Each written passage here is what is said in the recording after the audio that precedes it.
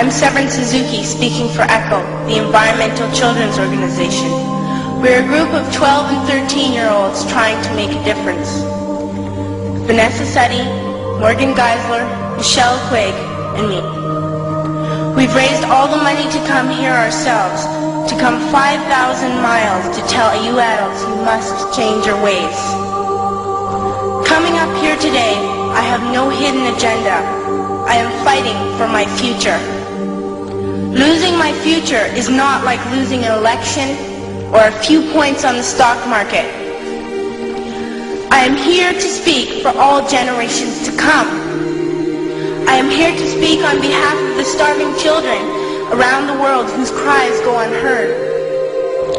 I am here to speak for the countless animals dying across this planet because they have nowhere left to go.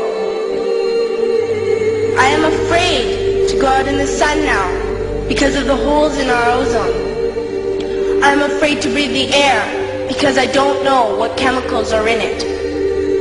I used to go fishing in Vancouver, my home, with my dad, until just a few years ago we found the fish full of cancers.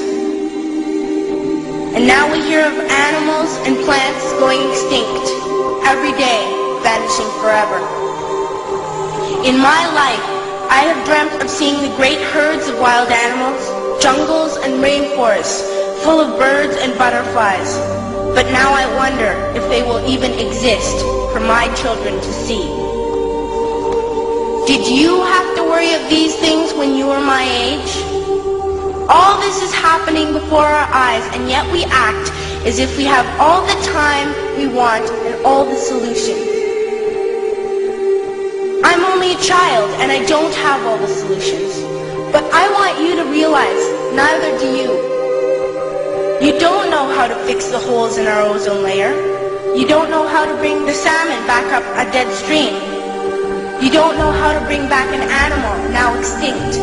And you can't bring back the forest that once grew where there is now a desert.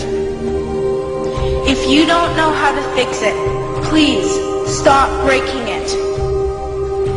Here you may be delegates of your government, business people, organizers, reporters, or politicians, but really, your mothers and fathers, sisters and brothers, aunts and uncles, and all of you are someone's child. I'm only a child, yet I know we are all part of a family, 5 billion strong, in fact 30 million species strong, and borders and governments will never change that. I'm only a child, yet I know we are all in this together and should act as one single world towards one single goal. In my anger, I am not blind, and in my fear, I am not afraid of telling the world how I feel. In my country, we make so much waste. We buy and throw away, and yet northern countries will not share with the needy. Even when we have more than enough, we are afraid to share. We are afraid to let go of some of our wealth. In Canada, we live the privileged life, with plenty of food, water, and shelter. We have watches, bicycles, computers, and television sets. The list could go on for 2 days.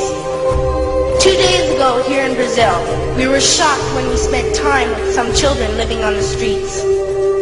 This is what one child told us. I wish I was rich. And if I were, I would give all the street children food, clothes, medicines, shelter, and love and affection. If a child on the streets who has nothing is willing to share, why are we who have everything still so greedy? I can't stop thinking that these are children my own age, that it makes a tremendous difference where you are born. That I could be one of those children living in the favelas of Rio. I could be a child starving in Somalia, or a victim of war in the Middle East, or a beggar in India. I am only a child, yet I know if all the money spent on war was spent on finding environmental answers, ending poverty, and finding treaties, what a wonderful place this earth would be. school, even in kindergarten, you teach us how to behave in the world. You teach us not to fight with others, to work things out, to respect others, to clean up our mess, not to hurt other creatures, to share, not be greedy. Then why do you go out and do the things you tell us not to do? Do not forget why you are attending these conferences, who you're doing this for. We are your own children. You are deciding what kind of world we are growing up in. Parents should be able to comfort their children by saying, everything's going to be all right. It's not the end of the world, and we're doing the best we can. But I don't think you can say that to us anymore. Are we even on your list of priorities? My dad always says, you are what you do, not what you say. Well, what you do makes me cry at night. You grown-ups say you love us, but I challenge you, please, make your actions reflect your words. Thank you.